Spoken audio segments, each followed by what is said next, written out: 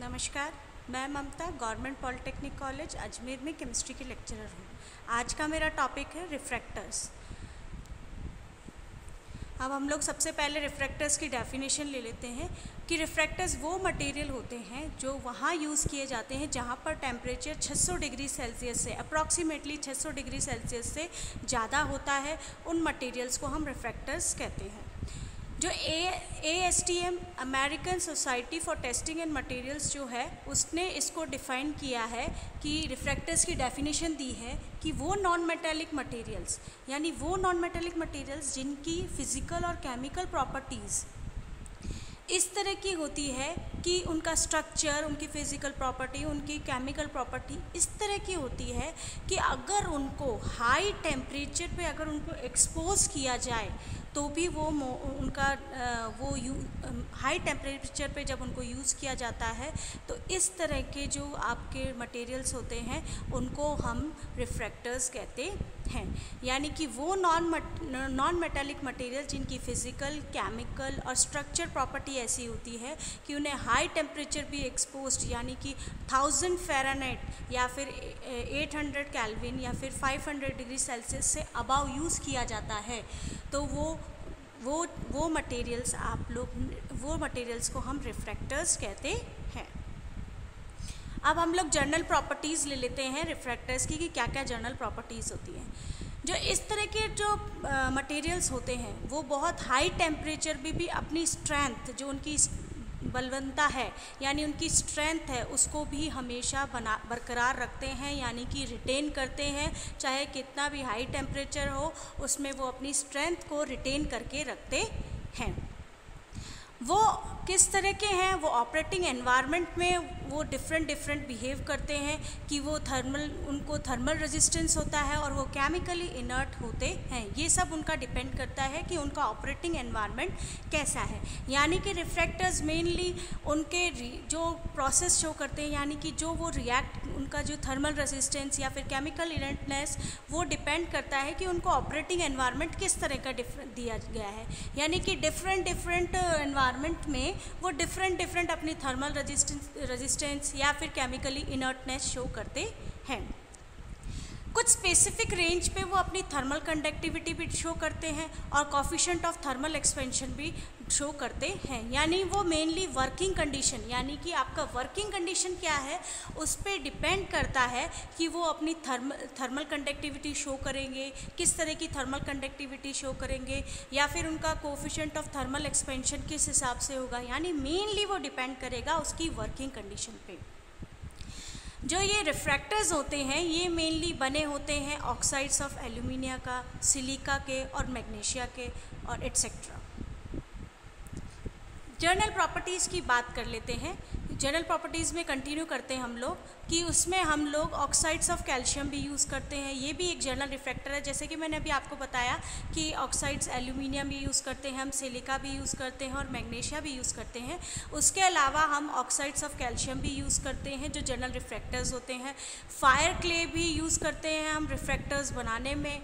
और जो इनका हाईएस्ट रेफरिंग जो मेल्टिंग पॉइंट है रिफ्रैक्टर, हाईएस्ट मेल्टिंग पॉइंट रिफ्रैक्टर्स है वो उसका एग्जांपल है हॉफनियम कार्बाइड जिसका हाईएस्ट मेल्टिंग पॉइंट है और वो अप्रॉक्सीमेटली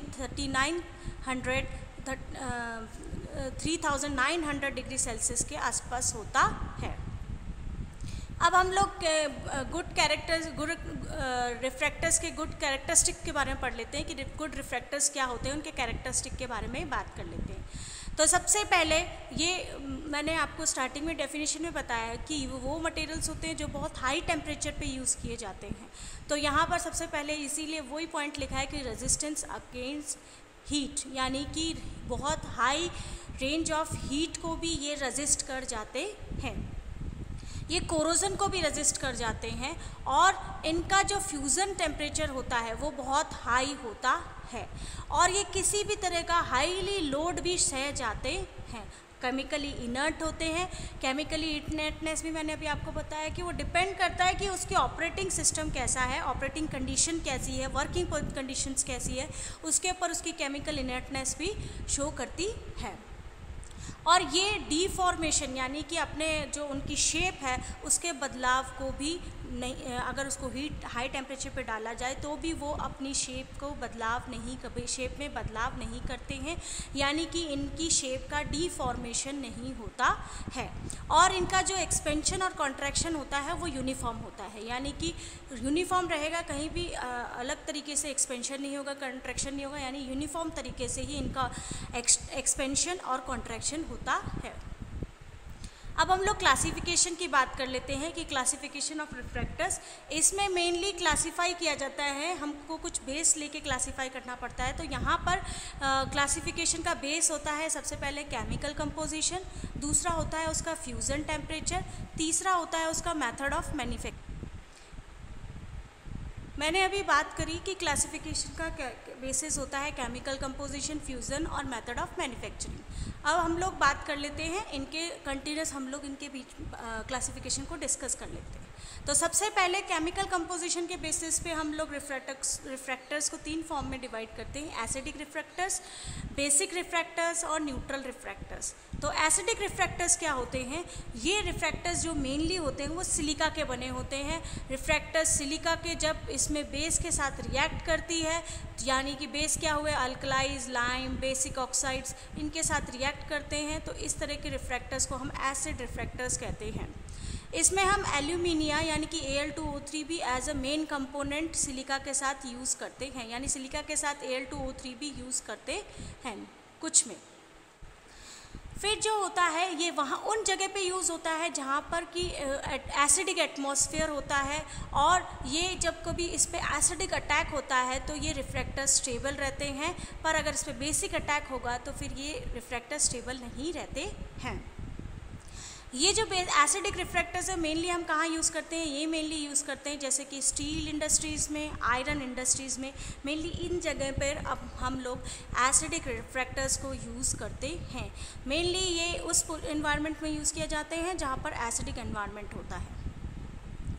अब हम लोग बेसिक रिफ्रैक्टर्स के बारे में बात कर लेते हैं कि बेसिक रिफ्रैक्टर्स क्या होते हैं।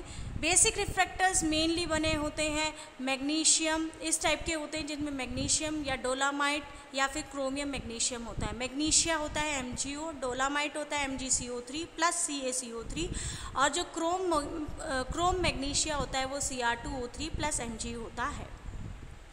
ये रिफ्रैक्टर्स उस वर्किंग प्लेस पे यूज़ किए जाते हैं जहाँ पर एनवायरनमेंट जो होता है वो बेसिक होता है, या फिर उसमें बेसिक केमिकल यूज़ किए जाते हैं। ये जो बेसिक अटैक, इनमें जब बेसिक अटैक करता है, कभी मान लो बेसिक अटैक होता है तो ये स्टेबल रहते हैं, पर इन पे अगर एसिडिक अटैक होता है, बेसिक रिफ्रैक्टर्स पे जब आपका बेस अटैक करता है तो स्टेबल रहते हैं, पर जब एसिडिक अफेक्ट करते हैं तो ये अफेक्टेड हो जाते हैं। अब न्यूट्रल रिफ्रैक्टर्स की बात करते हैं। न्यूट्रल रिफ्रैक्टर्स वहाँ यूज़ होते हैं जहाँ पर स्लैग या फिर एटमॉस्फेयर फिक्स नहीं होता, कि वो कई बार एसिडिक होता है और कई बार बेसिक होता है। जैसे कि एग्जांपल ले लो एल्यूमिनिया Al2O3 और क्रोमे Cr2O3 या फिर कार्बन। जैसे स्लैग मैंने आपको अपने वीडियो में बताया था कि स्लैग होता क्या है। स्लैग मैंने बताया था एक न्यूट्रल मटेरियल होता है, तो इसीलिए यहाँ पर लिखा गया है कि वो वहाँ रिफ्रैक्टर्स वहाँ यूज़ किए जाते हैं जहाँ पर स्लैग यूज़ किया जाता है, और या फिर उनका फिक्स नहीं होता एटमॉस्फेयर का। अगर मान लो कोई रिएक्शन को अवॉइड करना है कि एसिड ब्रिक्स पे, या फिर तो हम लोग कोई अवॉइड करते हैं कोई रिएक्शन जैसे कि एसिड ब्रिक्स की या फिर बेसिक ब्रिक्स की, तो हम लोग वहाँ पर न्यूट्रल ब्रिक्स को यूज़ करते हैं। और जो ये न्यूट्रल ब्रिक्स होती है ये बनी होती है मेनली ग्रेफाइट्स और क्रोमाइट्स की। अब हम लोग फ्यूज़न टेम्परेचर की बात कर लेते हैं। अब बेस्ड ऑन फ्यूज़न टेम्परेचर पे हम क्लासिफिकेशन कर लेते हैं। फ्यूज़न टेम्परेचर क्या होता है? वो टेम्परेचर जिस पर कोई भी मेल्ट होना स्टार्ट हो जाता है उसको हम फ्यूज़न टेम्परेचर कहते हैं।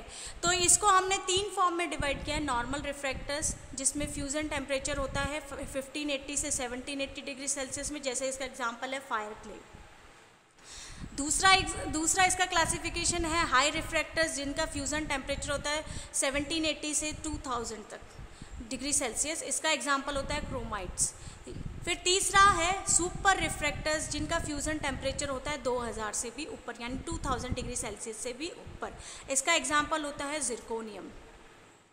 अब हम मैन्युफैक्चर्स के बेसिस में इनको डिवाइड करते हैं, जैसे कि dry pressed, fused cast, hand moulded, formed, unformed. ये मैन्युफैक्चर्स के बेसिस पे हमने रिफ्रैक्टर्स को क्लासिफाई किया है। अब हम लोग मैन्युफैक्चरिंग स्टेप्स बात कर लेते हैं कि रिफ्रैक्टर्स का मैन्युफैक्चरिंग स्टेप्स क्या होता है। तो सबसे पहले रॉ मटेरियल्स कलेक्ट किया जाता है। रॉ मटेरियल्स को फिर हम लोग छोटे छोटे पार्टिकल्स में ग्राइंड करते हैं। फिर उनका प्री ट्रीटमेंट होता है, जिसमें हम लोग एक कैल्सिनेशन प्रोसेस फॉलो करते हैं। फिर उसके बाद हम स्टेबलाइज़र उसमें ऐड करते हैं। कैल्सिनेशन प्रोसेस होने के बाद हम उसमें स्टेबलाइज़र ऐड करते हैं। फिर इनमें मिक्सिंग होती है। जब ये प्रोसेस प्री ट्रीटमेंट हो जाता है, उसके बाद हम मिक्सिंग प्रोसेस अपनाते हैं। मिक्सिंग प्रोसेस में क्या होता है कि हम बॉन्डिंग मटेरियल्स डालते हैं, वेट मिक्सिंग डालते हैं जिसमें 14 to 20% वाटर होता है, सेमी प्लास्टिक डालते हैं, फिर उसमें ड्राई मिक्सिंग करते हैं जो कि 5% से कम होता है वाटर का लेवल उसमें। फिर हम इनका फिर नेक्स्ट स्टेप होता है इसका माउल्डिंग। माउल्डिंग जो होती है वो हैंड माउल्डिंग होती है, यानी इसको शेप देना। तो माउल्डिंग दो तरह की होती है, एक हैंड माउल्डिंग होती है तो उसमें वेट मिक्स करते हैं, पर अगर मशीन माउल्डिंग होती है तो उसमें ड्राई और सेमी वेट मिक्सिंग होती है। अब ड्राइंग प्रोसेस होता है। ड्राइंग प्रोसेस में क्या होता है कि हम लोग उसका श्रिंकेज और उसकी स्ट्रेंथ को अवॉइड करते हैं कि ताकि उसकी स्ट्रेंथ जो होती है वो डिक्रीज़ ना हो, उसका श्रिंकेज ना हो, तो और जो रिफ्रैक्टर्स हैं उसमें सेफ रहे जब हम उनको हैंडलिंग करें, ताकि इसलिए हम उसको ड्राइंग प्रोसेस करते हैं। अब फायरिंग प्रोसेस में क्या होता है, मेनली हम उसमें वाटर रिमूव करते हैं, जिसमें से उस रिफ्रैक्टर्स का जो वॉल्यूम है वो 30% कम श्रिंक हो जाता है, यानी सिकुड़ जाता है। जैसे कि अगर अलग अलग रिफ्रैक्टर्स हैं, उनके जैसे टेम्परेचर, फायरिंग टेम्परेचर दिया हुआ है कि जैसे कि आपका फायर क्ले ब्रिक है जिसका फायरिंग टेम्परेचर 2050 से 1400 है, और हाई एल्यूमिनियम ब्रिक है जिसका 1450 से 1550 है, सिलिका है जिसका 4050 से 1510 तक है, क्रोम ब्रिक है जिसका 1450 से 1650 है, और मैग्नेसाइट्स ब्रिक है जिसका 1450 से 1650 है। ये फायरिंग टेम्परेचर दे रखे हैं, जबकि इनके टेम्परेचर के बाद इनका थोड़ा सा इनमें से वाटर रिमूव किया जाता है और इनका वॉल्यूम थोड़ा सा डिक्रीज़ हो जाता है।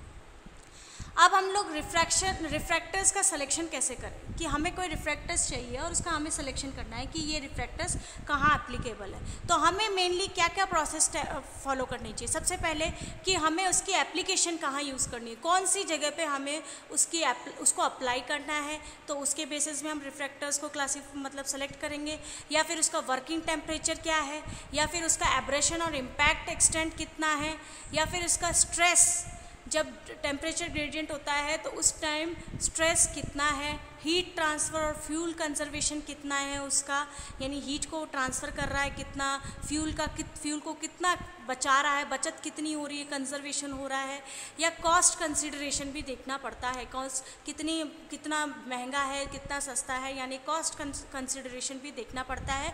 उस बेसिस पे हम रिफ्रैक्टर्स को सेलेक्ट करते हैं। अब हम लोग एप्लीकेशंस ले लेते हैं। तो एप्लीकेशंस में यही बात हमने ये बताया, मैंने रिफ्रैक्टर्स की डेफिनेशन में बताया कि बहुत हाई टेम्परेचर पे हम लोग इसको यूज़ करते हैं, तो इसकी बहुत सारी एप्लीकेशंस होती है। तो हम लोग इनको मेनली ब्लास्ट फर्नेस में यूज़ करते हैं, जैसे कि ब्लास्ट फर्नेस हुआ, कोक ओवन हुआ, या फिर इनको हम लोग बॉयलर्स में यूज़ करते हैं, या फिर केमिकल इंडस्ट्रीज़ में यूज़ करते हैं, जैसे कि इनको प्री हीटर्स की तरह यूज़ किया जाता है, रोटरी क्रेनिंग में यूज़ किया जाता है, बर्नर पाइप में यूज़ किया जाता है, क्लिंकर कूलर में यूज़ किया जाता है। क्लिंकर आप सीमेंट में हम लोग का जो वीडियो है उसमें पढ़ेंगे, तो क्लिंकर कूलर्स की तरह काम में लिया जाता है। अब कुछ हम रिफ्रैक्टर्स के बारे में पढ़ लेते हैं, जैसे कि सबसे पहला है फायर क्ले रिफ्रैक्टर्स। ये क्या होता है, मेनली कॉमनली इंडस्ट्रीज़ में यूज़ किया जाता है क्योंकि ये महंगा भी नहीं होता है और मटेरियल आराम से अवेलेबल हो जाता है। और मेनली ये जो फायर क्ले रिफ्रैक्टर्स होते हैं ये बने होते हैं एल्यूमिनियम सिलिकेट्स के, और इनमें क्या होता है कि ये इनका मेल्टिंग पॉइंट डिक्रीज़ होता है जबकि इसके अंदर इम्प्योरिटीज़ इंक्रीज़ होती है, और जब इनका जो एल्यूमिनियम का कंटेंट है वो भी डिक्रीज़ होता है, तब इनका मेल्टिंग पॉइंट डिक्रीज़ हो जाता है। हाई एल्यूमिनियम रिफ्रैक्टर्स में क्या होता है, ये 45 से % इसमें एल्यूमिनियम प्रेजेंट होता है। हाई एल्यूमिनियम परसेंटेज जितनी ज़्यादा होगी उतना ही हाई रिफ्रैक्टिवनेस होगी, यानी उसकी रिफ्रैक्टरी प्रॉपर्टी उतनी ज़्यादा होगी। और इनकी एप्लीकेशंस होती है, ये हम लोग मैंने अभी बताया ब्लास्ट फर्नेस में यूज़ किया जाता है, तो ये हर्थ एंड शाफ्ट वाले ब्लास्ट फर्नेस में यूज़ करते हैं, सैरामिक क्लीनेंस में यूज़ करते हैं, सीमेंट किलनेस में करते हैं, ग्लास टैंक्स में इनको यूज़ करते हैं। सिलिका ब्रिक्स जो होती है उसमें इनका परसेंटेज, सिलिका का जो SiO2 इसका परसेंटेज होता है वो 93% से ज़्यादा होता है, और ये क्वालिटी रॉक से बने होते हैं।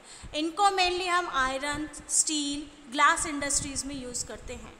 इनका मेनली एडवांटेज यानी इनका फ़ायदा क्या होता है, ये तब तक सॉफ्ट नहीं होते जब तक कि इनका फ्यूज़न पॉइंट रीच नहीं हो जाता, यानी अपने फ्यूज़न पॉइंट पे पहुंचने तक उसके बाद ही ये सॉफ्ट होते हैं, तब तक ये सॉफ्ट नहीं होते हैं। हाई रिफ्रैक्टिवनेस होती है इनकी, और हाई रिफ्रैक्टिवनेस यानी कि हाई टेम्परेचर पे ये हायर टेम्परेचर पे ये मटेरियल्स यूज़ कर सकते हैं, और इनकी हाई रेजिस्टेंस होती है टू द स्पेलिंग, और ये फ्लक्स, स्लग और वॉल्यूम स्टेबिलिटी प्रोवाइड करते हैं। तो ये हम लोग ने कुछ रिफ्रैक्टर्स पढ़े, इसमें एक और रिफ्रैक्टर्स है जैसे कि जिरकोनियम रिफ्रैक्टर्स, जिसमें जिरकोनियम डाइऑक्साइड यूज़ करते हैं ZrO2। ये मेनली स्टेबलाइज्ड करते हैं इसको हम कैल्शियम और मैग्नीशियम से, और इनकी प्रॉपर्टी होती है कि ये हाई स्ट्रेंथ होती है, इनकी लो थर्मल कंडक्टिविटी होती है, और इनर्टनेस होती है यानी रिएक्टिव नहीं होते हैं, और ये लो थर्मल लॉस, इनका जो थर्मल लॉस होता है वो बहुत कम होता है, और इनको हम ग्लास फर्नेस वाली इंडस्ट्रीज़ में यूज़ करते हैं और इंसुलेटिंग रिफ्रैक्टर्स की तरह काम में लेते हैं। तो हमारा आज रिफ्रैक्टर्स का हम लोग का आज यही टॉपिक समाप्त होता है। Thank you.